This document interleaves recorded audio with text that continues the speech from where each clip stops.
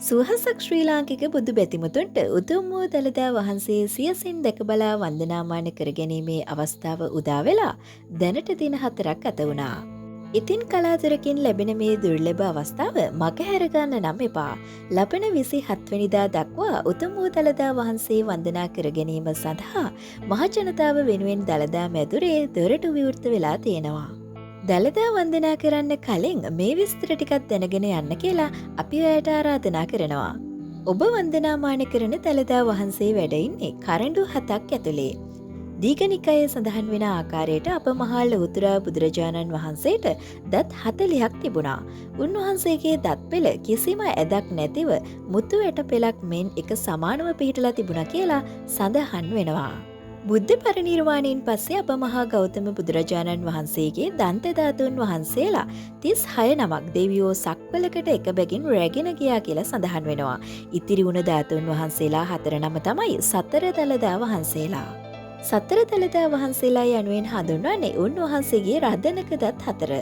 ඉන් එක් දළදා වහන්සේ නමක් තමයි නුවර දළදා මාලිකාවේ වැඩ සිටින්නේ.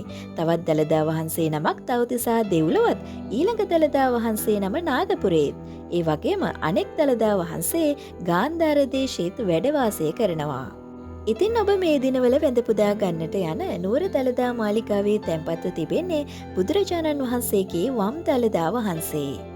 මාලිකාවේ තිබෙන අපි හැමෝම දකින දළදා වහන්සේ තැන්පත් කරන ලද විශාල කරඬුව ඔබට මතක ඇති. මේ කරඬුව විමල ධර්මසූරිය රජතුමා පූජා කළ බවට සඳහන් වෙනවා.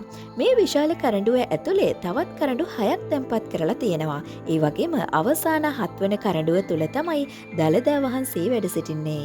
දළදා ප්‍රදර්ශනයක් පවත්වන අවස්ථාවක මල්වතු පාර්ශවයේ මහානායක හිමියන්, අස්කිරි පාර්ශවයේ මහානායක හිමියන් සහ දියවඩන නිලමේතුමා කියන පාර්ශව තුනම එක්වීම අවශ්‍යයි. දළදා ප්‍රදර්ශනයකදී දළදා වහන්සේ තැන්පත් කරන්නේ වෙනම රන් කරඬුවක.